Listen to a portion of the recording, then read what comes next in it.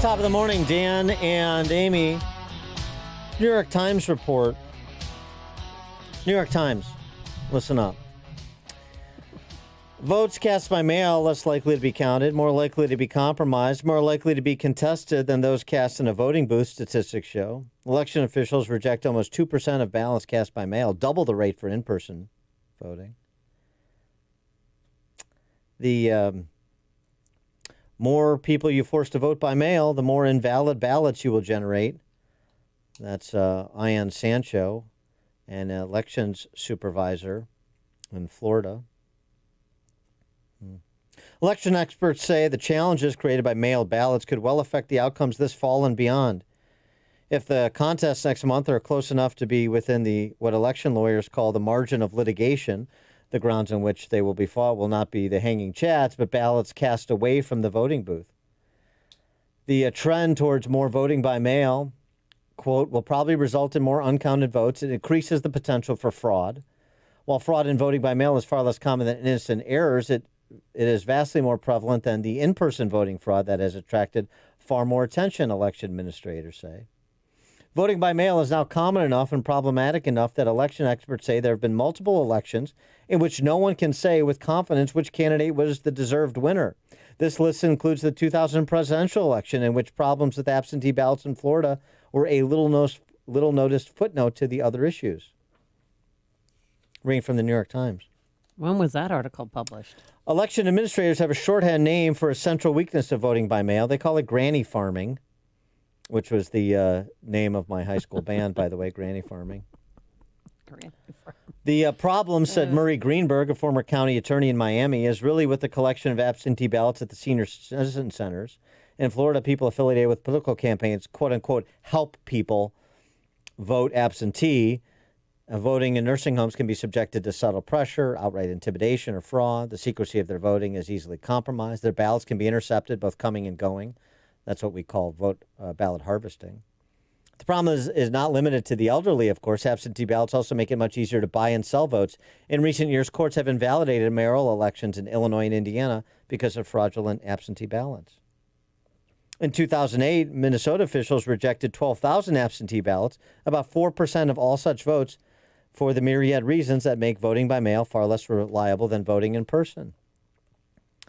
Heather Gerken, a law professor at Yale, tells the New York Times, you could steal some absentee ballots or stuff a ballot box or bribe an election administrator or fiddle with an electronic voting machine. Why all the evidence of stolen elections involves absentee ballots and the like, she said, as opposed to in-person voter fraud on a large scale. You could instead, more likely, steal some absentee ballots, stuff a ballot box, bribe an election administrator, or fiddle with an electronic voting machine. That's the New York Times in 2012, October of 2012, 1 month before President Obama's reelection, expressing concerns about the increase in vote by mail in places like Florida because they were concerned about Obama's reelection.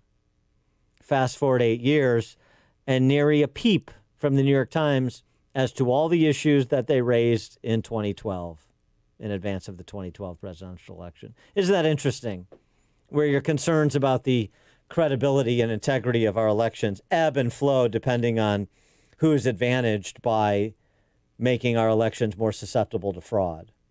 And you said this earlier, too. 75,000 votes separate Trump from Biden in 3 swing states. Yeah. Pennsylvania, 45,000.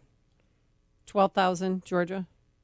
And what's the last one? And, well, you could pick Wisconsin or Arizona. Okay. Take your pick. But a combination of 3 of those 4 states puts Trump over the top if you flipped him. For more on this, we're pleased to be joined by Ken Blackwell, who knows something about the administration of elections. He's the former Ohio Secretary of State. He's a member of the board of advisors of the Trump-Pence 2020 campaign as well. Ken, thanks for joining us. Appreciate it. Good morning to you both. You're old enough to remember when the New York Times used to care about things like mail-in votes and fraud and counting elections properly.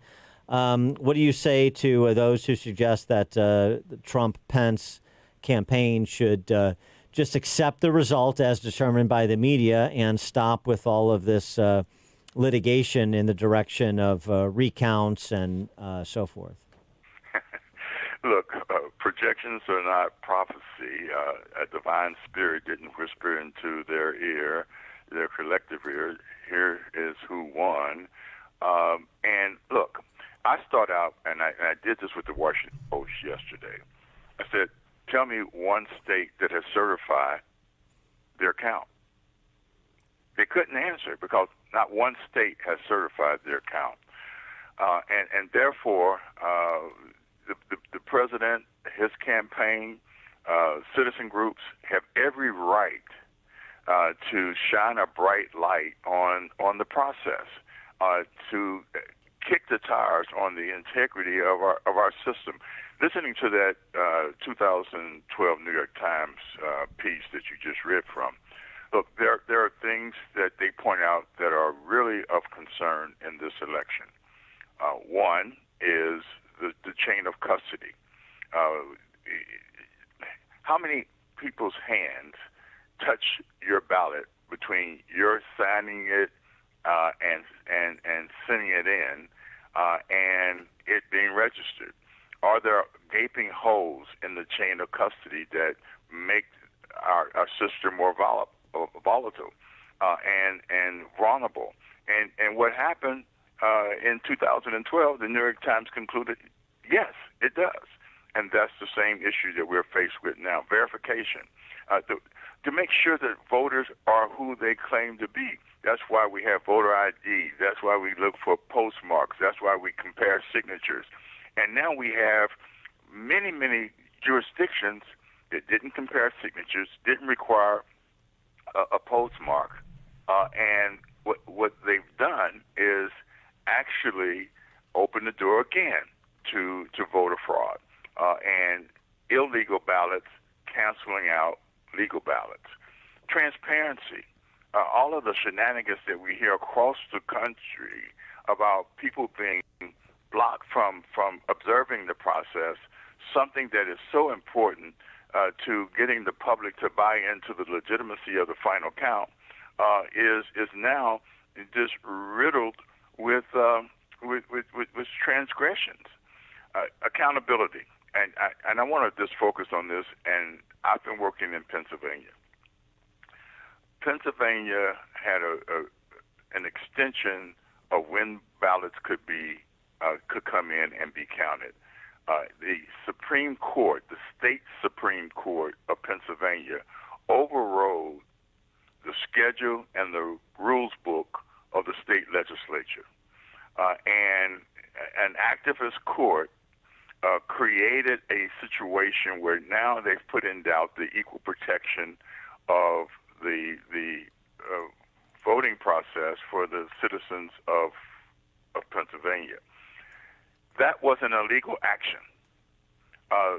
Article 2 of the United States Constitution gives the authority to set the rules for an election, not to a state Supreme Court, but to the legislature.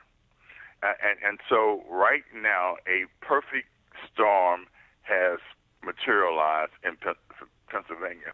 And I don't know how the U.S. Supreme Court avoids making a decision that they now have votes that have been segregated out, that they've identified, about 350,000 votes that shouldn't be allowed because of when they came in, because of an overreach by the state Supreme Court. So there's two issues in Pennsylvania. One is the one you just described, and the other issue, and this is, we talked to Hans von Spakovsky early in the program about the problem of certain county officials allowing people to cure their mail-in ballots, mail-in ballots that would have been spoiled. They came in and cured them. That's improper because it's essentially a two-tiered system. Then some counties you cure your ballots, some counties you can't.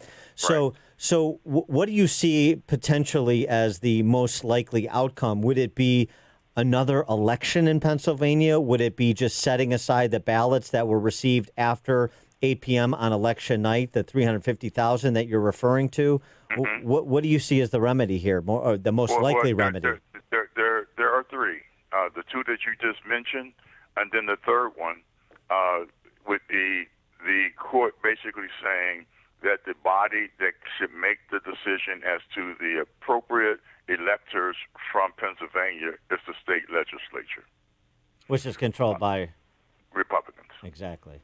Wow. And so I would think that the schedule is pretty tight for a redo. I don't know if the Supreme Court has the courage to pull the trigger on setting aside those 350, and they already know how they broke. Right. The reality is that would in fact make Trump the victor in Pennsylvania. I think that's the most appropriate, because there are 350,000 ballots that came in this unequal system that was the result of a state Supreme Court overreach, and that's the way I would go. What about the possibility? Do you know the number of votes? Were the votes that were cured, the mail-in votes that were cured? Were they set aside? Are they categorized somewhere? The cure, that's going to be that's a harder one to track. Mm-hmm. They've been mainstream for the most part, but there is that consistency of a pattern of irregularities, anomalies that actually make it easier, I think, for the Supreme Court of the United States to reach a decision consistent with Article 2 of the U.S. Constitution that the state Supreme Court of Pennsylvania overreached, and those votes should not be counted, and anybody who's frustrated with that should hold the governor and the state Supreme Court accountable. And you don't think there's enough time to stage a new election in Pennsylvania and maybe Michigan or Wisconsin too? Well, I mean, it could happen. I mean, the question is the length of the calendar. I think it's December 14th is when the electors are scheduled to meet and cast their electoral college votes. Can they do it? That's a time management resource challenge, I think.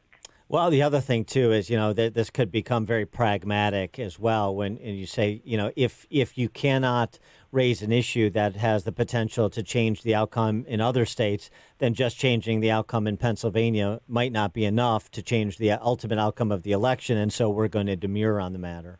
Yeah, hey, look, that is a cowardly way out. But let me tell you, let's stay on that track. I think, contrary to Fox News' premature projection, I think there's still a chance that Arizona flips to Trump. Mm-hmm. I think Georgia will flip to Trump. All of a sudden, you take that excuse for not deciding. Right, then you're in business. Yeah, that's right. Then you're in business. Absolutely. He is Ken Blackwell, former Ohio Secretary of State. He's been through some close elections in Ohio. He was Secretary of State for the 2000 and 2004 presidential races, so he knows of what he speaks. He's also a member of the Board of Advisors of the Trump-Pence 2020 campaign. Ken, thanks so much for joining us. Appreciate it. Good to be with you. Take care. Have a good day. Thank you, and he joined us on our turnkey.pro answer line. You've made the switch, and it feels so good. You've switched